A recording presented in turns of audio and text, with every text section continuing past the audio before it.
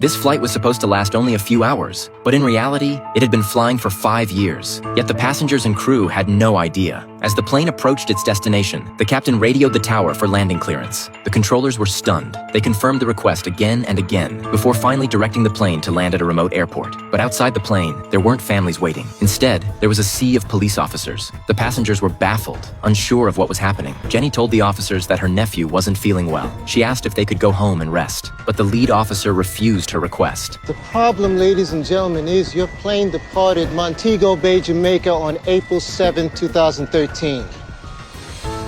Today is November 4th, 2018. Been missing, presumed dead for 5.5 years. Everyone panicked, looking at each other in disbelief. How could this even be possible? The Security Bureau launched a full investigation. They grounded the plane and detained everyone on board for questioning, but their stories matched perfectly. They all described an ordinary flight. Nothing unusual had happened, except for one violent patch of turbulence. At that moment, the cabin lights went out, and the plane shook violently. But soon the power returned, and the flight continued as normal. The Bureau found no useful leads, so eventually they released everyone. For the passengers, only a few hours had passed. But in the real world, 5 years were gone. Everything outside had completely changed. Jenny's mother had fallen ill and passed away after her disappearance. Her niece had grown into a beautiful young woman, but between the twin siblings, differences in appearance had created distance. Jenny returned to the police station where she once worked, but her position was long gone. Even her boyfriend Jack had married another woman. Meanwhile, the Security Bureau was still investigating. They had to figure out why the plane had been flying for 5 years, yet everyone on board looked exactly as they had 5 years earlier. One day, Jenny was riding the bus home. Suddenly,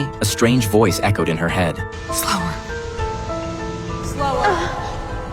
Slow down now!